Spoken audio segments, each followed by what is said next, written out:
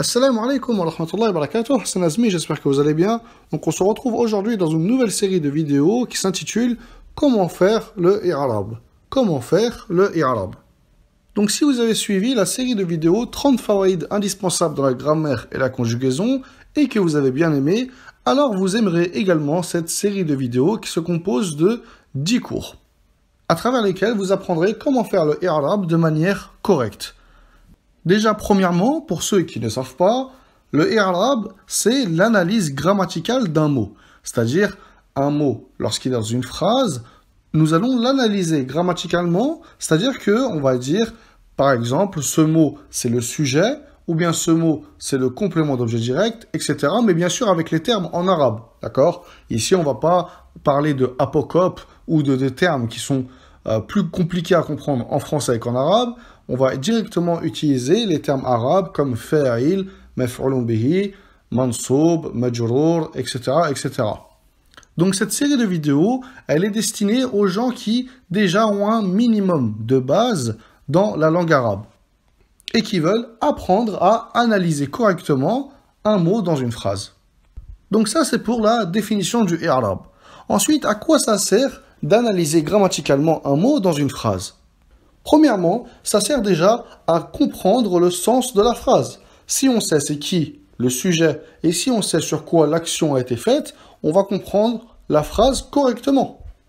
Ensuite, ça nous permet également de bien parler, de parler correctement et de prononcer les bonnes voyelles où il faut. Donc ça, c'est pour son utilité. Maintenant, sachez également que le i'rab, c'est quelque chose qui est spécifique à l'étude de la grammaire. D'accord? Les règles de grammaire. Et la grammaire, en langue arabe, c'est complètement différent de la conjugaison. Nous avons vu précédemment les différences qu'il y a entre la grammaire et la conjugaison dans la langue arabe. Donc, pour récapituler simplement, les règles de grammaire sont plus nombreuses que les règles de conjugaison, mais elles sont plus faciles que les règles de conjugaison. Ensuite, les règles de grammaire servent à déterminer quelle voyelle on va mettre à la fin d'un mot, alors que les règles de conjugaison servent à déterminer les voyelles qu'on va mettre en début et en milieu de mots, et également comprendre pourquoi le mot est construit de cette manière. Enfin, les règles de grammaire sont applicables simplement si le mot est situé dans une phrase, alors que les règles de conjugaison, ceci n'est pas une condition pour les appliquer. Les règles de conjugaison peuvent s'appliquer également à un mot unique, même s'il n'est pas dans une phrase.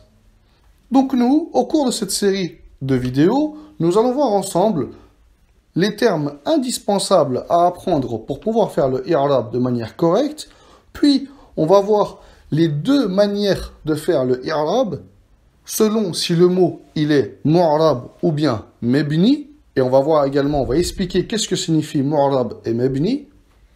Et ensuite, on verra en détail aqsamul kalimah. Donc, on avait vu précédemment aqsamul kalimah, c'est ism, fi'l et harf. Mais là, on va les voir d'un point de vue d'analyse grammaticale. Donc, on va vraiment les étudier en profondeur. Enfin, on verra en détail aqsamul jumlah. On avait vu précédemment que c'est au nombre de 2, jumla ismiya et fi'liya. Mais dans cette série de vidéos, on va les voir d'un point de vue d'analyse grammaticale. Donc on va vraiment rentrer en profondeur dans les détails. Donc j'espère que cette série de vidéos vous sera bénéfique. Et moi je vous retrouve, Inch'Allah, pour le prochain cours qui sera le premier cours de cette série. Assalamu alaikum wa rahmatullahi wa barakatuh. C'est Nazmi, j'espère que vous allez bien. Donc on se retrouve ensemble pour le premier épisode de cette série qui est Comment faire le i'rab. Donc dans cette série de 10 vidéos, nous allons apprendre ensemble les termes indispensables que vous devez apprendre pour pouvoir faire le i'rab, également les règles à connaître, et enfin plusieurs exemples avec des phrases types afin de vous habituer à faire le i'rab de manière correcte. Donc aujourd'hui, on va voir ensemble les termes indispensables, les termes grammaticaux que vous devez maîtriser afin de pouvoir faire un i'rab correctement. Donc dans la colonne de droite, on a 4 termes en arabe que vous devrez apprendre par cœur. Marfou', mansoub, majrour et majzoum. Ces 4 termes-là, vous devrez les apprendre par cœur. Donc premièrement, qu'est-ce que signifient ces termes-là? On a la deuxième colonne à gauche qui est al-alama al-asliya, que l'on peut traduire en français par le signe de base. C'est-à-dire lorsqu'un mot est au singulier, quel signe apparent aura-t-il afin qu'on puisse le reconnaître? Est-ce que ce mot, on va le définir comme étant marfou', mansoub ou majrour? Et j'ai bien dit un mot qui est au singulier parce que, comme on avait vu précédemment dans les 30 fawaïd indispensables de la grammaire et la conjugaison, lorsqu'un mot est au duel ou bien au pluriel, alors son signe est différent, son alama est différent. Là, on parle simplement du mot au singulier pour faciliter déjà, premièrement, la compréhension de cette leçon. Donc, un mot qui est marfou', son signe de base, d'accord, c'est qu'il se terminera soit par une damma ou bien par deux dammas, d'accord? Ça, c'est la base. Un mot qui est mansoub, il se terminera soit par une fatha ou bien par deux fatha. Tanwin bil fatha. Un mot qui est majrour, il se terminera par une kasra ou bien deux kasra. Et enfin, un verbe qui est majzoum, il se terminera par une soukoun. Donc ça, c'est les termes que vous devez apprendre, d'accord? Un mot, il peut être marfou', mansoub ou majrour. Tandis qu'un verbe, il peut être marfou', mansoub, mais il ne peut pas être majrour. Il est majzoum. Majzoum. Un verbe n'a jamais de kasra, d'accord? Tout comme un nom n'a jamais de soukoun. Ça, c'est une règle à apprendre par cœur. Donc, ce que vous avez à retenir aujourd'hui, c'est une leçon qui est relativement courte, mais qui est indispensable pour la suite. Pour la plupart d'entre vous, cela est peut-être un simple rappel, c'est les termes grammaticaux. Marfou', mansoub, majrour et majzoum. Qu'est-ce que cela signifie? La base, c'est qu'un mot qui est marfou', il se termine par une ou deux damma. Un mot mansoub par une ou deux fatha. Un mot majrour par une ou deux kasra. Et enfin, un verbe majzoum par une soukoun. Voilà simplement ce que vous avez à retenir pour aujourd'hui. Et moi, je vous retrouve dans l'épisode suivant, Inch'Allah, pour continuer cette série. Assalamu alaikum wa rahmatullahi wa barakatuh. C'est Nazmi, j'espère que vous allez bien. Donc, on continue la série sur comment faire le i'rab avec un nouvel épisode qui est Kayfiyatul i'rab. Comment faire le i'rab. Donc, dans cet épisode, nous allons voir ensemble la base avec laquelle on va pouvoir faire le i'rab de toutes les phrases qu'on rencontrera par la suite. Donc cette leçon, elle est très importante, comme la leçon précédente qui était une leçon d'introduction avec les termes grammaticaux à apprendre par cœur. Cette leçon-là, également, c'est comme une introduction, mais elle est vraiment très très importante à comprendre. Elle vous servira énormément par la suite. Donc, kayfiyatul i'rab, comment faire le i'rab? Il y a deux grandes manières de faire le i'rab d'un mot. Et cela en fonction du mot. Est-ce qu'il est mu'rab ou bien est-ce qu'il est mabni? C'est pour ça que à droite, on a la colonne pour al-kalima al-mu'raba et à gauche, al-kalima al-mabniya. Donc, on va voir qu'est-ce que cela signifie. Premièrement, al-kalima al-mu'raba tatagayyaru آخرها باختلاف العوامل الداخلة عليها. Donc, al-kalima al-mu'raba, c'est celui dont la voyelle qui a sur la dernière lettre du mot change en fonction de la place du mot dans la phrase. Donc, par exemple, avec Zayd, le prénom Zayd, qui est un mot mu'rab, on va dire Ja'a Zaydun, Ra'aytu Zaydan, Sallamtu ala Zaydin. On dit Zaydun, Zaydan, Zaydin. La voyelle qui a sur la dernière lettre change en fonction de sa place dans la phrase. Ça, c'est ce qu'on appelle un mot mu'rab. Et à gauche, al-kalima al-mabniya la tatagayyaru akhiruha bikhtilaf al-awamil ad-dakhilati alayha. C'est celui qui ne change pas de voyelle à la fin du mot, c'est celui qui ne change pas de voyelle même s'il change de place dans la phrase. Par exemple, le mot hadha, qui se traduit par ceci. On va dire ja'a hadha, ra'aytu hadha, sallamtu ala hadha. On dira tout le temps hadha. La voyelle de la fin du mot ne change pas, malgré le fait que on a changé sa place dans la phrase. Donc ça, c'est al-kalima al-mabniya. Maintenant qu'on a vu ensemble qu'est-ce que c'est al-kalima al-mu'raba et al-mabniya, on va voir maintenant comment faire le i'rab des mots qui sont mu'rab. Donc je vous ai mis 4 phrases type, 4 analyses grammaticales type que vous devrez apprendre par cœur et qui vont vous servir tout le temps, Inch'Allah. Donc les traits rouges, c'est pour indiquer que ici, on peut mettre plusieurs choses, d'accord? Vous, ce que vous avez à apprendre, c'est ce qui est en bleu. Donc par exemple, dans la première ligne, marfu'un wa alamatu raf'ihi. Ici, par exemple, on pourrait dire mubtada marfu' wa alamatu raf'ihi. Par exemple, la damma. Si c'est un ism mufrad, d'accord? Si c'est un singulier, comme par exemple Zayd. Ou bien on aurait pu également dire fa'ilun marfu' wa alamatu raf'ihi ad-damma. Donc par exemple ja'a Zayd, c'est un fa'il ici. Donc pour faire le i'rab de Zayd ici, on aurait dit fa'ilun marfu' wa alamatu raf'ihi ad-damma. Deuxième phrase, avec le mansoub, on dit mansoub wa alamatu nasbihi. Et on dit c'est quoi son signe. Donc pour faire le i'rab des mots qui sont mu'rab, comment on fait? On dit en premier, c'est quoi sa place dans la phrase? Est-ce que c'est un mubtada? Est-ce que c'est un fa'il? Est-ce que c'est un maf'ulun bihi? Est-ce que c'est un khabar? Etc., etc. Ensuite, en fonction de cela, on va choisir la phrase type. On sait que tous les mubtada, tous les khabar et tous les fa'il, ils sont marfu'. Les maf'ulun bihi, ils sont mansoub.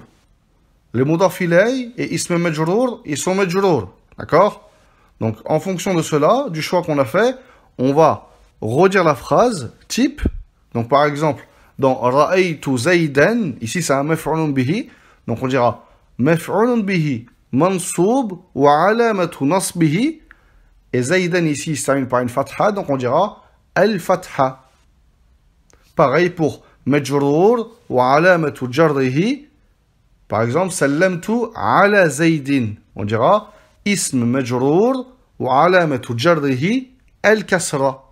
Et enfin, majzoum, on avait vu dans le cours précédent que c'était spécifique au verbe. Par exemple, quand un verbe est précédé d'un jazim, comme vous avez pu le voir dans Ajrumiya si vous l'avez étudié, sinon vous le verrez plus tard, Inch'Allah. Lam yaktub, on dira fi'l mudari' majzoum wa alamatu jazmihi as-sukun. Tout simplement. Donc ça, ces 4 phrases types-là, vous devez les apprendre par cœur, d'accord? C'est comment faire le i'rab des mots qui sont mu'rab. Ici, vous avez vraiment le concentré de ce que vous devez savoir, d'accord? Si vous apprenez ces 4 phrases types-là, vous saurez faire le i'rab des mots qui sont mu'rab. Maintenant, il ne nous reste plus qu'à savoir comment faire le i'rab des mots qui sont mabni. Les mots qui sont mabni, ça va être 3 phrases types à apprendre qui sont différentes de celles qu'on a vues précédemment. Donc on va en premier dire qu'est-ce que c'est que le mot. On va pas dire sa place dans la phrase. Non. Quand il était mu'rab, on disait sa place dans la phrase, qu'est-ce que c'était? Est-ce que c'est un fa'il? Est-ce que c'est un mubtada? Etc., etc. Là, pour les mots qui sont mabni, on va dire qu'est-ce que c'est que le mot. Est-ce que c'est un damir munfasil? Ou bien un damir muttasil? Ou bien est-ce que c'est un ism ishara? Ou bien un ism al-mawsoul? Etc., etc. On va dire en premier, c'est quoi le mot? Par exemple, on va dire hadha, c'est un ism ishara. Donc on dira ism ishara, à la place du premier trait rouge, mabni ala. Après mabni ala, faut mettre c'est quoi la voyelle de la dernière lettre. Ici, dans notre cas, hadha, c'est une soukoun. Sur le elif, il y a une soukoun. Donc on dit mabni ala soukoun, fi mahalli. Et là, on a 3 possibilités. Est-ce qu'il est dans un endroit qui est marfou', et on dit fi mahalli raf', est-ce qu'il est dans un endroit qui est mansoub et on dira fi mahalli nasb, ou bien est-ce qu'il est dans un endroit qui est majrour et on dira fi mahalli jar. Par exemple, quand on dit ja'a hadha, hadha ici, il est venu à la place du fa'il. On sait que le fa'il, il est tout le temps marfou'. Donc on dira pour ja'a hadha, le i'rab de hadha, on dira ismu ishara mabni ala sukun fi mahalli raf' fa'il. Pour ra'aytu hadha, ra'aytu hadha, ici hadha, il est à la place du maf'ulun bihi. Donc le maf'ulun bihi, il est tout le temps mansoub. Donc deuxième ligne, on dira ism ishara mabni ala sukun fi mahalli nasb maf'ulun bihi. Ou bien sallamtu ala hadha. Le mot qui vient après un harf jar, ici dans notre cas ala, c'est un ism majrour. Donc hadha, il est dans un endroit qui est majrour. D'accord? Donc on dira ism ishara mabni ala sukun fi mahalli jar ism majrour, tout simplement. Donc la grande différence que vous devez retenir entre un mot qui est mu'arab ou bien mabni, c'est que s'il est mu'arab, on va commencer le i'rab par sa place grammaticale dans le mot. Est-ce que ce mot il est fa'il, maf'ulun bihi, mubtada, khabar, mudaf ilay, etc., etc. Par contre, s'il est mabni, on commence pas la phrase, l'analyse, par sa place grammaticale. Non, on termine par ceci. On va commencer l'analyse grammaticale par qu'est-ce que c'est que ce mot. Ce mot-là, ici, c'est un damir non facile. Par exemple, ana. On va dire ana.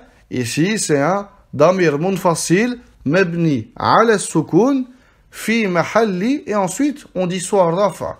Si il est à la place d'un mubtada, ou bien d'un khabar, ou bien d'un fa'il, on dira nasb s'il est à la place d'un maf'ulun bihi, et on dira fi mahalli jar s'il est à la place d'un mudaf ilay, par exemple, ou bien d'un ism majrour, etc. Donc j'espère que cette leçon vous aura été claire. Elle est très très importante. C'est un condensé vraiment de ce que vous avez à apprendre par cœur. Apprenez bien ce tableau-là. Et moi, je vous retrouve, Inch'Allah, dans le prochain épisode. Assalamu alaikum wa rahmatullahi wa barakatuh. C'est Nazmi, j'espère que vous allez bien. Donc, j'espère que vous avez compris le cours précédent qui était très très important, car on va en avoir besoin maintenant et dans tous les autres cours qui vont venir. Donc, aujourd'hui, on va voir en détail Aqsamul kalima. Aqsamul kalima, les catégories de mots qu'il y a dans la langue arabe. Donc, comme on l'avait vu précédemment dans la série sur les 30 fawaïd dans la grammaire et la conjugaison, on avait vu que dans la langue arabe, il y a 3 grandes catégories de mots. Il y a les noms, ism, fi'l, qui se traduit par verbe, et harf, qu'on traduit par particule. D'accord? Il y a 3 grandes catégories de mots dans la langue arabe. Maintenant, on va analyser ensemble donc ce schéma-là, mais d'un point de vue d'analyse grammaticale. Donc on va commencer ensemble simplement par le plus facile, c'est la catégorie des particules, harf. Jami'ul huruf mabniya. Toutes les particules, elles sont mabniya. D'accord? Toutes les particules dans la langue arabe sont mabniya. Qu'est-ce que cela veut dire? Par exemple, on va faire le i'rab d'une phrase d'exemple. Ana fi al-masjidi. C'est quoi le i'rab de fi? Donc en premier, on va dire, c'est quoi ce mot? Fi, c'est un harf jar. Mabni ala sukun. Mabni ala sukun. Et on s'arrête là. On va pas mettre avec les huruf, et ça c'est une exception, on va pas mettre avec les huruf mabni ala sukun fi mahalli raf' ou bien fi mahalli nasb ou fi mahalli jar. Pourquoi? Parce que les huruf, les particules dans la langue arabe, ils n'ont pas de place, ils n'ont pas de mahal dans l'irab. D'accord? Ils n'ont pas de mahal dans l'irab. Donc, on peut rajouter la mahalla laha min al-i'rab. D'accord? La mahalla laha min al-i'rab. Ou bien on laisse comme ça tout simplement. Harf jar mabni ala sukun. Si on va faire le i'rab, par exemple, du harf ala. Ala. ça sera le même i'rab. Harf al-jar mabni ala al-sukun. Le i'rab du harf man. Harf al-jar mabni ala al-sukun. Par exemple, si je vous donne la phrase aktubu bil qalami. Le harf al-jar ici, c'est le ba. On dira harf al-jar mabni ala al-kasr. Mabni ala al-kasr. Parce que c'est bi. Donc, c'est pas très compliqué. Les huruf, d'accord? C'est très simple. Tous les huruf dans la langue arabe sont mabniyah. Et pour faire le i'rab d'un mot qui est mabni, comme on l'avait vu précédemment, on commence par décrire c'est quoi le mot. Donc, c'est un harf al-jar ici dans notre cas. Et ensuite, on dit il est mabni sur quoi? C'est-à-dire, il se termine par quelle voyelle? Une soukoun, une kasra, une fatha ou une damma. Donc c'est tout pour aujourd'hui. Entraînez-vous à faire le i'rab des huruf que vous voyez et que vous lisez. Et moi je vous retrouve Inch'Allah dans le prochain épisode pour étudier ensemble la catégorie ism. Assalamu alaikum wa rahmatullahi wa barakatuh, c'est Nazmi, j'espère que vous allez bien. Donc on va continuer aujourd'hui dans un nouvel épisode, la série Comment faire le i'rab. Donc on avait vu précédemment Aqsamul kalimah, thalatha, ismun wa fi'lun wa harf. Et on avait vu aussi que toutes les huruf étaient mabniyah. Toutes les huruf étaient mabniyah. Aujourd'hui, on va s'attarder sur al-ism et on va l'étudier en détail. Donc, al-ism, naw'an, mu'rab et mabni. C'est-à-dire que le ism, il est de deux catégories. Il y a des noms qui sont mu'rab et d'autres qui sont mabni. Les noms qui sont mabni sont, premièrement, tous les dama'ir qui soient munfasilah ou muttasilah, par exemple ana, nahnu, anta, anti, antuma, etc., etc. Tous les dama'ir, ils sont mabniyah. D'accord? Également le ta al-fa'il, le na al-fa'ilin. Quand on dit par exemple katabtu, katabna, etc., etc. Tous ces dama'ir muttasilah, ils sont également mabniyah. Deuxièmement, les asma al-ishara, comme hadha, hadhihi, dhalika, tilka, etc., etc. Tous les asma al-ishara sont mabniyah, sauf hadhani, hatani, dhanika et tanika. Donc pour le muthanna, qui soit qarib ou bien ba'id, eux ils sont mu'rab. Comment faire le i'rab de ces quatre-là?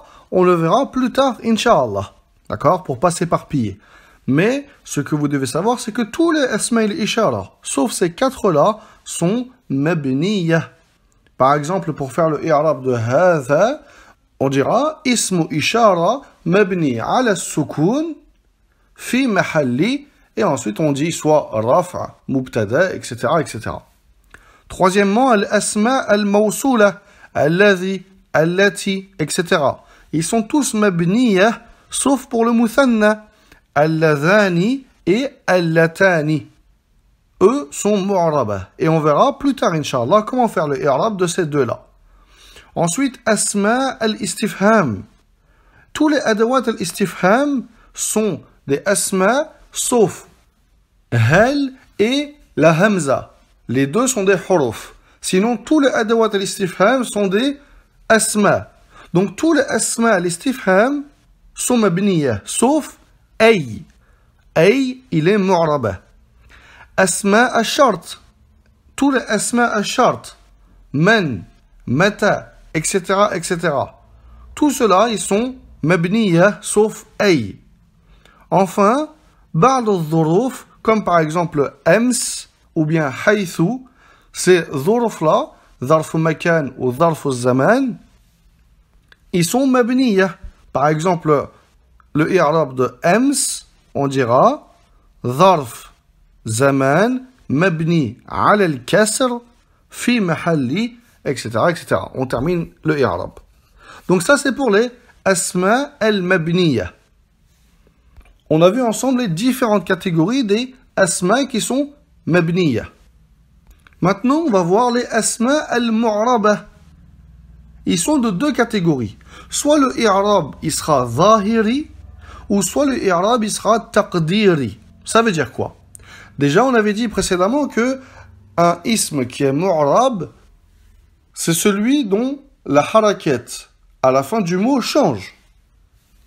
Si ce changement-là, on le voit et on le prononce, alors on dit que c'est un i'rab zahiri. Par exemple, Ja'a Zaydun, ra'aytu Zaydan, sallamtu ala Zaydin. Et ici, c'est ce qu'on appelle un i'rab zahiri. Parce qu'on le voit. On dit Zaydun, Zaydan, Zaydin. Donc Zayd est un ism mu'rab et son i'rab c'est un i'rab zahiri. Maintenant, i'rab taqdiri, la harakat elle change, la voyelle à la fin du mot change, mais on ne la prononce pas et on ne la voit pas. Et ça, c'est dans deux grands cas. Premier grand cas, mu'tal al-akhir. Si sa dernière lettre, la dernière lettre du mot, c'est soit un elif ou soit un ya. Donc si c'est un elif comme par exemple asa ou bien mustashfa, on dira par exemple hadha mustashfa, ra'aytu al-mustashfa, dhahabtu ila al-mustashfa. Mustashfa, c'est un mot qui est mu'rab. La dernière lettre, c'est un elif. Et dans la langue arabe, le elif ne peut pas avoir de harakat. Donc, il y en a une, mais on ne peut pas le prononcer. Dans la langue arabe, ça ne se prononce pas. Donc, on dit que la voyelle, elle est muqaddara. Elle est dans ta tête. On ne l'écrit pas, on ne la prononce pas, mais elle est bien présente et elle change. D'accord ? Et on dit elle est muqaddara li ta'azzur. Ta'azzur, ça veut dire qu'une chose elle est impossible. C'est-à-dire qu'on ne peut pas prononcer ici le elif avec la damma ou avec la fatha ou la kasra. Ensuite, petite parenthèse, ici, on voit que le elif de asa, c'est un elif qui est debout, et le elif de mustashfa, c'est un elif qui ressemble à un ya sans les deux petits points. Pourquoi cette différence? Cela revient à la science du sarf. Dans un mot, s'il y a un elif, c'est soit une lettre qu'on a rajoutée en plus, ou soit c'est une lettre qui est venue remplacer le waw ou bien un ya. Dans notre cas, dans asa, le elif ici, il est venu remplacer le waw. C'est pour ça que c'est un elif debout. Si le elif vient remplacer le waw, on écrira un elif debout. Et si le elif il vient remplacer un ya, alors on l'écrit comme un ya sans les deux petits points, comme dans mustashfa. Ensuite, comment faire pour reconnaître ceci? Ça, vous l'étudierez, Inch'Allah, lorsque vous étudierez le sarf. Ça, c'est juste une petite parenthèse ici, pour pas que vous ayez une ambiguïté ici. Oui, mais il y a deux sortes de elif. Donc, on revient au i'rab al-taqdiri. Donc, lorsque la voyelle, elle change, mais qu'on ne la prononce pas et on ne la voit pas, le changement, on a dit il y a deux grandes catégories. Premièrement, quand c'est mu'tal al-akhir, quand sa dernière lettre, c'est un elif ou bien un ya, comme dans al-qadi. Al-qadi. Alors ici, avec la damma et la kasra, la voyelle, elle sera muqaddara. Par contre, avec la fatha, elle sera zahira. D'accord? Avec la damma et la kasra, elle sera muqaddara. On dira Ja'a al-qadi, sallamtu ala al-qadi. Et on ne mettra pas sur le ya la damma ou la kasra. Pourquoi? L'ithiqal. C'est ça la cause, l'ithiqal. Parce que c'est dur. C'est dur à prononcer et les Arabes, lorsque c'était dur à prononcer, ils ne le prononçaient pas, tout simplement. On ne va pas dire Ja'a al-qadiyu. Sallamtu ala al-qadiyi. C'est dur. Donc ils ne le prononcent pas. Et la voyelle, ils la mettent muqaddara l'ithiqal. Par contre, si c'est une fatha, alors c'est simple à prononcer. Et là, les zahira, on dira par exemple Ra'aytu al-qadiyya. Ra'aytu al-qadiyya. Là, c'est simple. Deuxième grande catégorie de i'rab taqdiri, c'est s'il se termine par un ya al-mutakallim. Le ya pour dire de l'appartenance. Par exemple, kitabi, qalami, c'est à moi, c'est mon crayon, c'est mon livre. Kitabi. Alors ici, toutes les voyelles seront muqaddara lil munasabah. Donc si on prend le mot kitab, d'accord, kitab. Si on dit hadha, on dira hadha kitabun. On est d'accord. Ra'aytu kitaban. Et katabtu fil kitabi. Maintenant, lorsqu'on a rajouté le ya al-mutakallim, ce ya qui sert à indiquer l'appartenance, ce ya là, il est venu avec une kasra. D'accord? Il est venu avec une kasra qu'on va mettre à la dernière lettre du mot. Dans notre cas, c'est le ba, kitab. La dernière lettre du mot, c'est le ba. Donc, on va mettre une kasra sous le ba. D'accord? Et cette kasra-là, c'est elle qui a la prédominance. C'est-à-dire que c'est elle qu'on va écrire et non pas la voyelle que le mot aura selon sa place dans la phrase. C'est pour ça qu'on dira Hada kitabi, ra'aytu kitabi, katabtu fi kitabi. Toutes les voyelles ici, la damma, la fatha et la kasra, elles sont muqaddara lil munasaba. En arabe, ça se dit lil munasaba. Pourquoi? Parce que le ya, lorsqu'on l'a rajouté, le ya al-mutakallim, il est venu avec la kasra qui, elle, a la prédominance.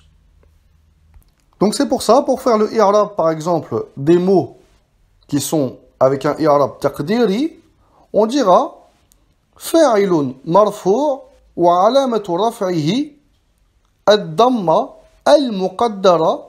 Et ici on dira soit li ta'adhur si le mot se termine par un elif, soit l'ithiqal s'il se termine par un ya, ou soit lil munasaba s'il se termine par un ya al-mutakallim.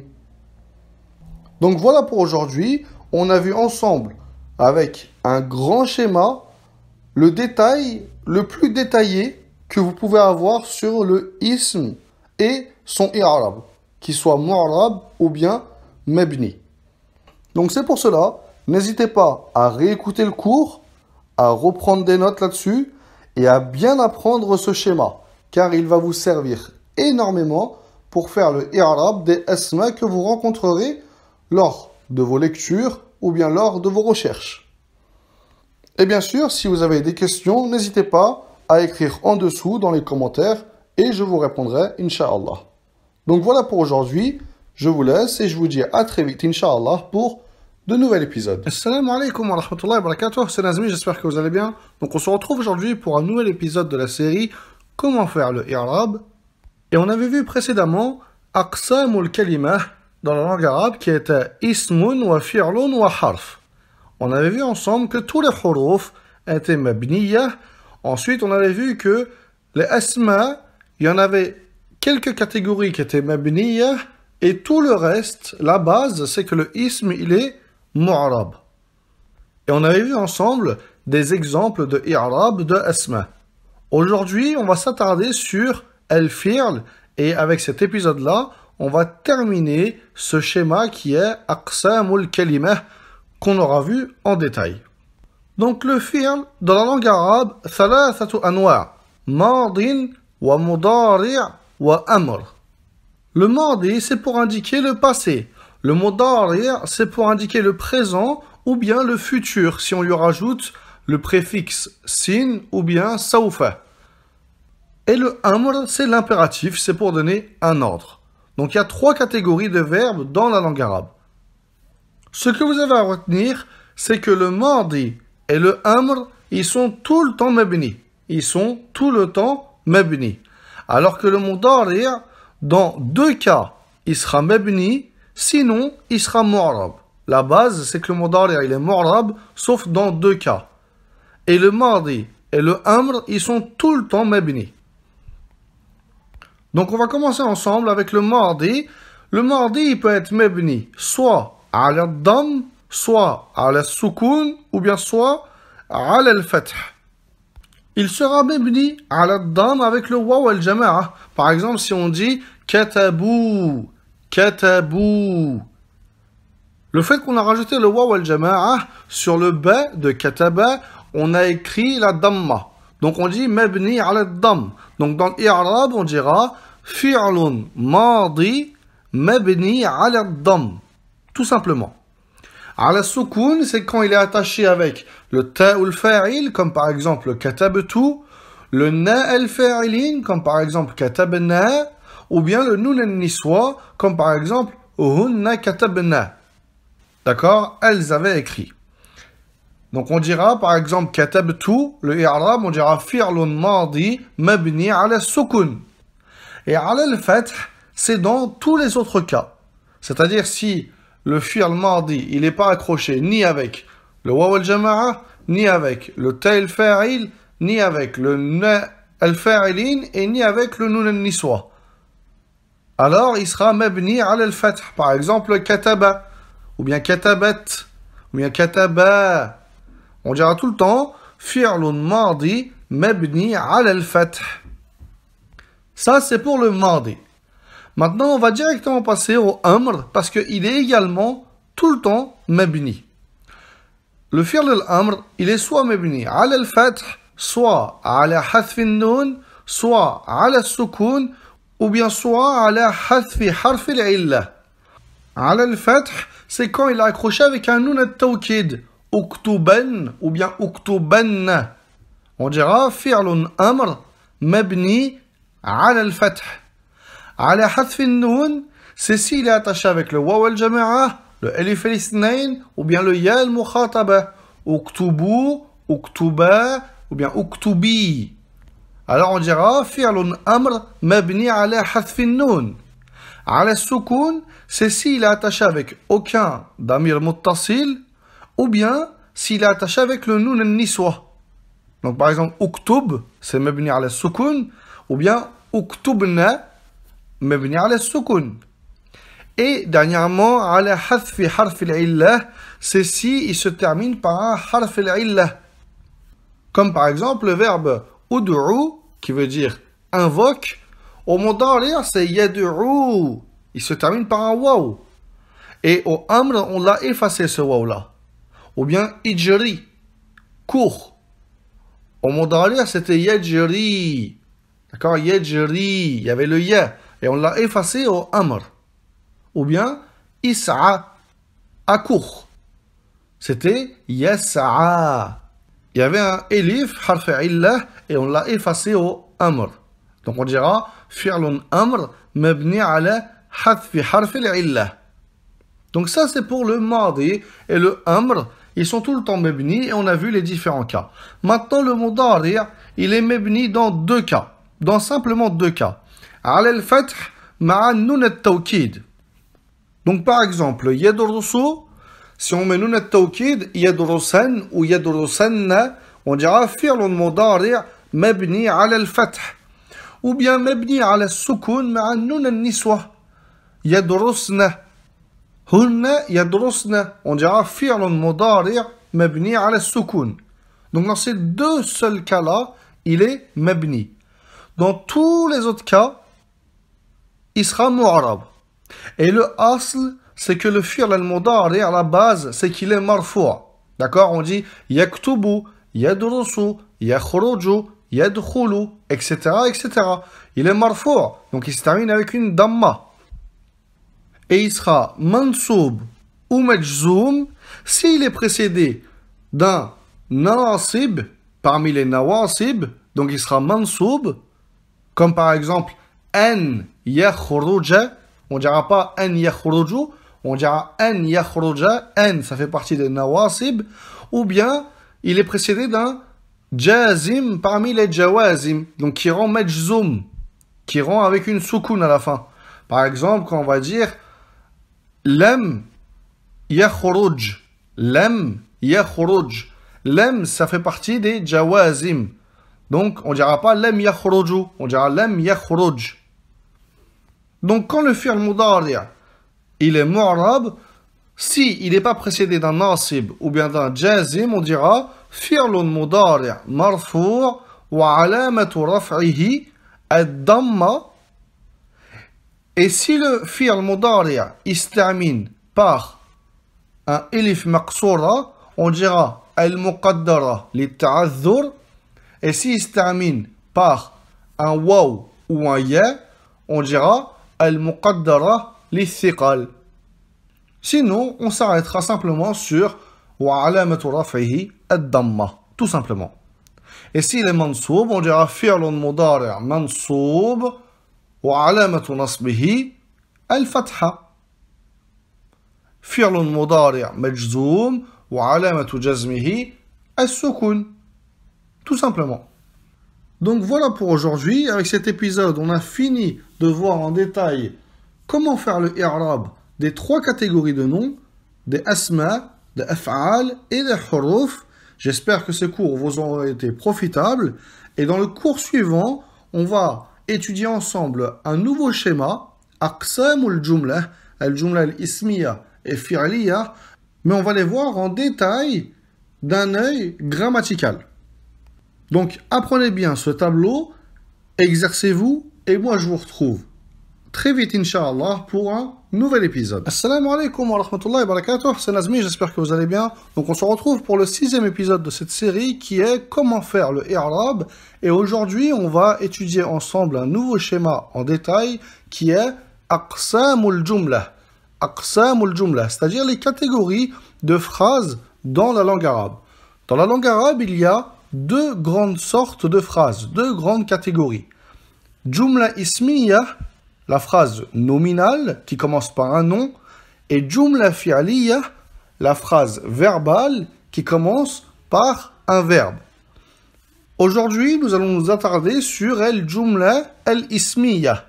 Elle est composée de deux piliers sans lesquels elle ne peut être une Jumla Ismiya. Ces deux piliers, c'est le Mubtada, c'est le premier mot. Le premier mot, c'est un nom qui débute la phrase nominale. Et le khabar, c'est ce qui vient compléter et donner une information sur le mubtada. Il vient compléter la phrase nominale. Donc, il faut savoir que le mubtada, il est tout le temps marfou', da'iman marfou'. Et on va voir ensemble donc les trois grands cas que vous pouvez rencontrer le plus souvent. Premier cas, c'est lorsque le nom, c'est un prénom. D'accord? Par exemple, Mohammedoun mujtahidun. Mohammedoun ici, c'est un mubtada. D'accord? Et on va voir le i'rab par la suite de Mohammedoun. Deuxième grand cas, c'est si c'est un nom. Tout simplement, par exemple, at-talibu mujtahidun. Ça aurait pu être al-qalamu maksurun. Ou bien al-babu maftuhun. Il y en a un nom. Pas un prénom, un nom avec un elif wal lam. Et enfin, troisième cas que vous pouvez rencontrer très souvent, c'est si c'est un damir munfasil. Par exemple, huwa mujtahidun. Le i'rab du mubtada sera différent en fonction de ces trois cas-là. Donc, par exemple, dans Muhammadun mujtahidun, Muhammadun, on dira mubtada marfu' wa alamatu raf'ihi ad-damma. Dans at-talibu mujtahidun, on dira mubtada marfu' wa alamatu raf'ihi ad-damma. C'est la même chose. Pourquoi? Parce que Muhammadun et at-talibu, c'est des asma mu'rabah. D'accord? Donc, comme on l'avait vu précédemment, comment faire le i'rab de asma mu'rabah, c'est comme ça. Par contre, huwa, c'est un damir munfasil qui est mabni. Donc, comment on va faire le i'rab de huwa? On dira damirun munfasil مبني على الفتح في محل رفع مبتدا. Voilà comment on fait le i'rab d'un mubtada lorsque il est mabni. Comme dans notre exemple ici, avec un damir munfasil. Donc voilà pour aujourd'hui. Aujourd'hui, on a vu aqsamul jumla, jumla ismiya et fi'liya. Al-jumla al-ismiya, elle a deux piliers, le mubtada qu'on a vu en détail, comment faire son i'rab, et dans le prochain épisode, on verra en détail comment faire le i'rab du khabar. Donc, apprenez bien ce schéma-là, et moi je vous dis à très vite, Inch'Allah, pour un nouvel épisode. Assalamu alaikum wa rahmatullahi wa barakatuh, c'est Nazmi, j'espère que vous allez bien. Donc, on se retrouve aujourd'hui dans un nouvel épisode de la série Comment faire le i'rab, avec l'étude d'un nouveau schéma qu'on avait commencé dans l'épisode précédent qui est aqsamul jumla. On avait vu précédemment que la phrase dans la langue arabe est de deux grandes catégories. La phrase nominale, jumla ismiya, et la phrase verbale, jumla fi'liya. On avait également vu que al-jumla al-ismiya, elle avait deux grands piliers, le mubtada et le khabar. Le mubtada, c'est le premier mot qui commence la phrase nominale, donc c'est un nom, et le khabar, c'est ce qui vient compléter La phrase nominale est ce qui vient donner un renseignement sur le mubtada. Donc aujourd'hui, on va voir ensemble le détail sur comment faire le i'rab d'un khabar. Donc le khabar dans la langue arabe, il est de 3 grandes catégories. Khabar mufrad, khabar jumla et khabar shibhi jumla. Le khabar jumla, il se divise en deux, jumla ismiya et jumla fi'liya. Et le khabar shibhi jumla, il se divise également en deux, jar wa majrour et zarf wa mudaf ilayh. D'accord? Donc c'est des termes à apprendre par cœur qui vous serviront énormément par la suite et également qui vous serviront pour pouvoir faire tout simplement le i'rab du khabar. Donc pour faire simple, le khabar mufrad, c'est un khabar qui est composé que d'un seul mot. D'accord? Par exemple, at-talibu mujtahid. Mujtahid, c'est un khabar mufrad, c'est qu'un seul mot. Et ce qui est voulu par mufrad, ça ne veut pas dire que c'est au singulier. Si par exemple le khabar il est au pluriel, on dira également que c'est un khabar mufrad. Ce qui est voulu ici par le terme mufrad, ça veut dire que c'est qu'un seul mot. Si on aurait dit par exemple at-tullabu mujtahidun. Mujtahidun il est au pluriel. Mais pourtant on dira que c'est un khabar mufrad. Le khabar jumla, c'est tout simplement une jumla qui vient renseigner, donner des informations sur le mubtada. C'est soit une jumla ismiya, comme on va voir dans les exemples qui vont venir juste après, ou bien une jumla fi'liya. Et le khabar shibhi jumla, ça veut dire qu'elle ressemble à une jumla, mais ce n'est pas une jumla. Pourquoi on dit shibhi jumla, qu'elle ressemble à une jumla?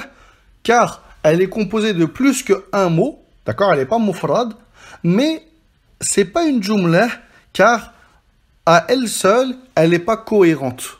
À elle seule, elle n'est pas cohérente. Elle a besoin d'un autre mot pour que ça soit cohérent. Donc c'est pour ça qu'on dit shibhi jumla. Le khabar shibhi jumla, il ressemble à une jumla parce qu'il est composé de plusieurs mots, mais comme il n'est pas cohérent, alors on ne dit pas que c'est une jumla. Et ça, c'est soit le jar ou majrour, donc un harf jar avec un ism majrour, ou bien un zarf avec un mudaf ilay. Parce qu'après les dhuruf, tout le temps, il vient un mudaf ilay à la suite. Donc maintenant, on va voir les exemples ensemble de chacun de ces catégories de khabar et on va faire le i'rab ensemble. Donc on commence avec le khabar mufrad. At-talibu mujtahidun. Donc c'est qu'un seul mot, mujtahidun, on dira que c'est un khabar marfou' wa alamatu raf'ihi ad-damma, tout simplement. Pour le khabar jumla, par exemple la jumla ismiya, on dira at-talibu kitabuhu jadidun. At-talibu kitabuhu jadidun. At-talib, ici c'est un mubtada. Kitabuhu jadidun, c'est un khabar jumla ismiya. Khabar jumla ismiya. Pourquoi? Parce que kitab, ici, c'est un mubtada. Le ha, c'est un damir qui est fi mahalli jar mudaf ilay. Et jadid, c'est un khabar. Donc ça, c'est une jumla cohérente. Ensuite, cette jumla-là, elle est venue donner une information sur le talib. Le livre de l'étudiant est neuf. Donc juste en dessous, vous pouvez voir comment faire le i'rab du khabar jumla ismiya. Vous dites jumla ismiya fi mahalli raf' khabar. Tout simplement. Vous dites ça tout simplement. Donc si vous voulez faire le i'rab complet de la phrase at-talibu kitabuhu jadid, vous faites en premier le i'rab de at-talibu, c'est un mubtada, ensuite de kitabuhu, donc c'est kitab mubtada, le ha ici c'est un mudaf ilay, jadid c'est un khabar, et ensuite vous terminez et vous dites la jumla ismiya kitabuhu jadid fi mahalli raf' khabar. Et là vous avez fait le i'rab complet de cette phrase-là. Pareil avec la jumla fi'liya. At-talibu kataba ad-dars. At-talibu kataba ad-dars. Ici, le khabar, c'est une jumla fi'liya. Donc dans l'i'rab, vous direz jumla fi'liya fi mahalli raf' khabar. Tout simplement. Enfin, troisième catégorie, khabar shibhi jumla. Donc jar wa majrour. Un harf jar avec un ism majrour. At-talibu fil bayt. Donc vous faites en premier le i'rab de talib, un mubtada. Fi, c'est un harf jar, mabni على السكون. البيت اسم مجرور وعلامة جره الكسرة. Et enfin vous direz جر ومجرور في محل رفع خبر. Et enfin ظرف ومضاف إليه. القلم فوق الكتاب. القلم c'est un مبتدا. فوق un ظرف. الكتاب مضاف إليه. Et فوق الكتاب vous direz ظرف ومضاف إليه في محل رفع خبر. Donc voilà comment faire le i'rab du khabar. S'il est mufrad, donc c'est khabar marfou' wa alamatu raf'ihi ad-damma, tout simplement. Bien sûr, son alamatu raf'ihi, ça peut également être un elif s'il est muthanna, ou bien un waw si par exemple c'est un jam' mudhakkar salim. Ici, on a mis khabar marfou' wa alamatu raf'ihi ad-damma parce qu'on a dit mujtahid, d'accord? C'est simplement une phrase d'exemple. Mais son alamatu raf'i, ça peut être autre chose. Par contre, si le khabar, c'est un khabar jumlah ou shibhi jumlah, alors on dira jumla ismiya ou jumla fi'liya, jar wa majrour, ou bien dharf wa mudaf ilay. Tout ça, on dira fi mahalli raf' khabar.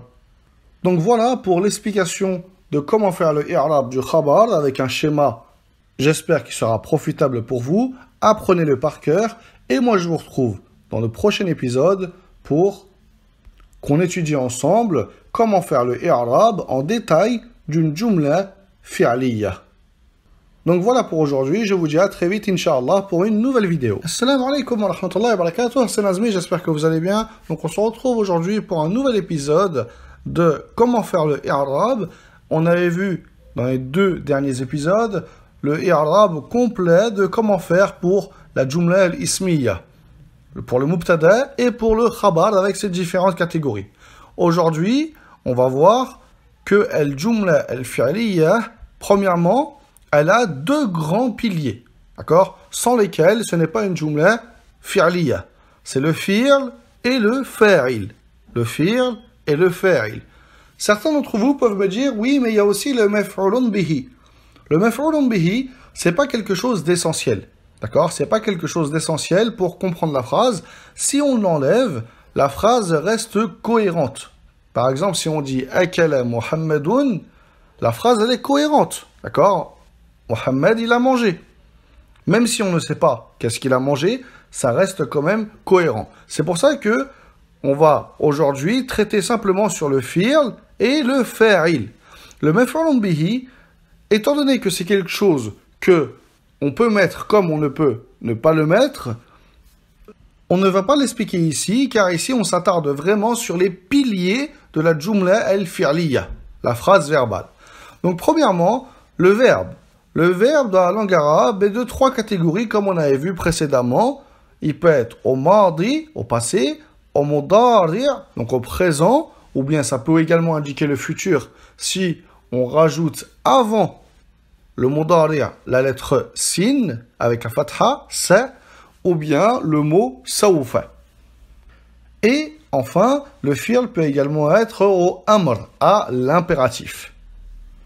Donc précédemment, on avait vu comment faire le i'rab de ces 3 catégories de verbes-là. On avait dit que le mardi et le amr, ils étaient tout le temps mebni. Ils étaient tout le temps mebni. Et que le mudari', il était mebni dans 2 cas, s'il était attaché avec le nun at-tawkid ou bien le nun an-niswa. Et sinon, la base, c'est qu'il était marfou'.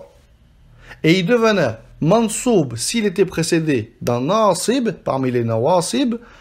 Et il devenait majzoum s'il était précédé d'un jazim, parmi les jawazim.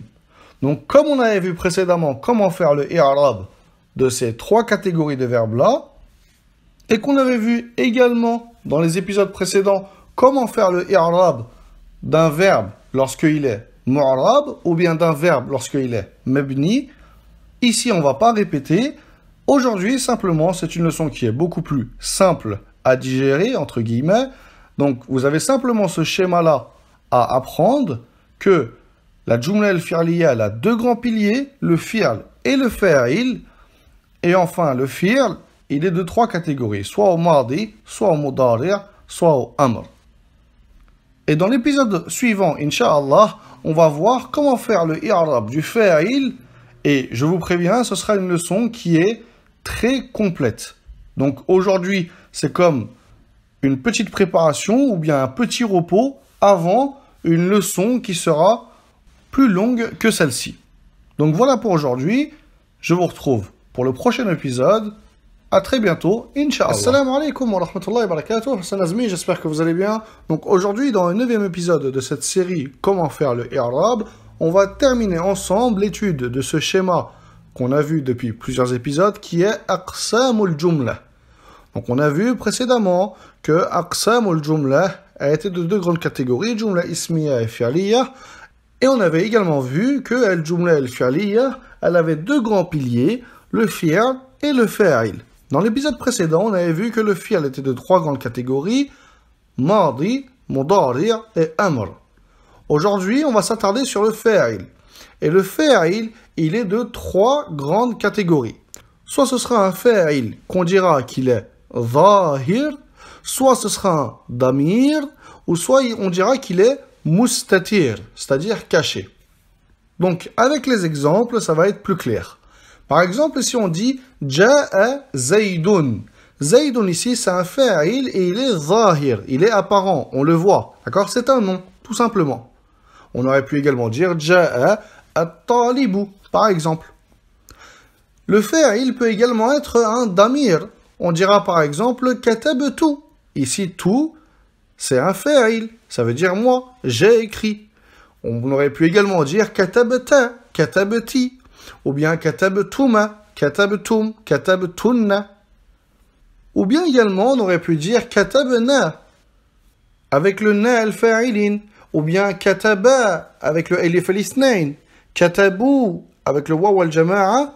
Ou bien katabna, avec le nun al-niswa. Donc pour résumer ici, le fa'il, quand est-ce que c'est un damir? Comme vous avez pu peut-être le voir précédemment, c'est avec tous les dama'ir al-muttasilah al-rafa. D'accord? Donc ta al-fa'il, na al-fa'ilin, elif al-ithnain, waw al-jama'a et nun al-niswa. Donc dans ces cas-là, le damir, il fait office de fa'il. Et enfin, quand est-ce que le fa'il, on dit qu'il est mustatir, comme par exemple dans la phrase aktubu ad-darsa. Aktubu ad-darsa. Ici, où est-ce qu'il est? Le fa'il, le sujet. Aktubu, c'est un fi'l mudari'. Ad-darsa, c'est un maf'ulun bihi mansoub. Le fa'il ici, il est caché. Et c'est ana, d'accord? C'est le damir, ana, mais il est caché. Et le damir al-mustatir, il est de 5 catégories. C'est avec ana, nahnu, par exemple, naktubu, anta, quand tu dis uktub, avec le fi'l al-amr, huwa, quand on dit yaktubu, ou hiya, quand on dit taktubu. Donc, pour faire simple, le damir al-mustatir, c'est ana, nahnu, anta, huwa, hiya. Tous, c'est après le fi'l al-mudari', sauf anta, qui est après le fi'l al-amr. Dans ces cas-là, le damir, on dit qu'il est mustatir. Maintenant, on va voir comment faire le i'rab du fa'il dans ces trois différents cas. Donc, premièrement, lorsqu'il est zahir, donc c'est facile, on dit fa'ilun marfu' wa alamatu raf'ihi ad-damma, comme dans notre cas actuellement. Si c'est un damir, les dama'ir, on a dit qu'ils sont mabniyah, donc on dit damirun muttasil mabni ala ad-damm, ici katabtu, donc c'est mabni ala ad-damm, fi mahalli raf' fa'il. Enfin, si le fa'il, il est mustatir, on dira damirun mustatir. Pourquoi on dit damir? Parce que ici, c'est ana, d'accord? C'est un damir. Damirun mustatir, taqdiruhu ana. Ici, taqdiruhu, ça veut dire dans ta tête, qu'est-ce que c'est? C'est ana, d'accord? Donc, damirun mustatir, taqdiruhu ana, fi mahalli raf' fa'il. Donc voilà comment faire le i'rab du fa'il dans ces trois grands cas. Lorsqu'il est zahir, lorsque c'est un damir, ou bien s'il est mustatir. Donc voilà pour aujourd'hui. J'espère que cela vous aura été profitable. Apprenez ce schéma par cœur. Et moi, je vous retrouve, Inch'Allah, pour un nouvel épisode. Assalamu alaikum wa rahmatullahi wa barakatuh. C'est Nazmi, j'espère que vous allez bien. Donc, alhamdulillah, on a fini ensemble l'étude de cette série qui est Comment faire le i'rab.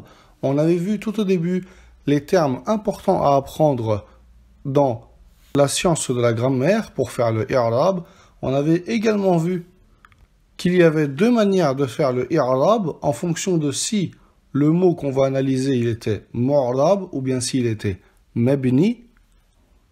Puis on avait étudié ensemble deux grands schémas qu'on avait détaillés et analysés grammaticalement. Le premier schéma étant aqsamul kalimah, qui était de trois catégories, al-ism, wal-fi'l, wal-harf, et aqsamul jumlah, qui était de deux catégories, jumla ismiyah et jumla fi'liyah. La jumla ismiyah qui avait deux piliers, le mubtada et le khabar, et la jumla al-fi'liyah qui avait deux piliers également, le fi'l et le fa'il. Donc on avait vu, grâce à tout cela, et tout ce qu'on avait vu précédemment, comment analyser grammaticalement donc toutes ces catégories de mots. Donc j'espère que cette série vous aura été profitable.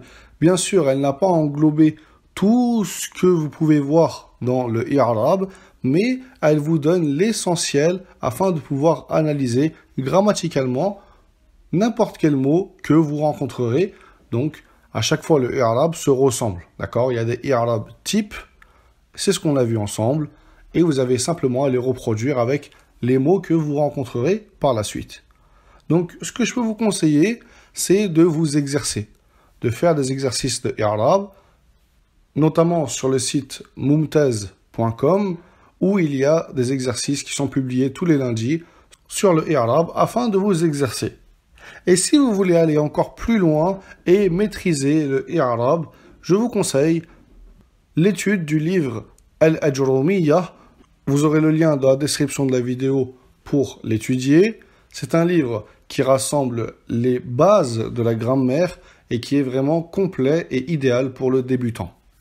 Et si vous avez apprécié cette série de vidéos, ainsi que la série des 30 fawaïd sur la grammaire et la conjugaison, alors vous aimerez également l'étude du livre Al-Ajrumiyyah, qui est une continuité de ce qu'on a vu précédemment et qui vient compléter et vous ramener énormément de fawaïd sur le i'rab et sur la grammaire en général.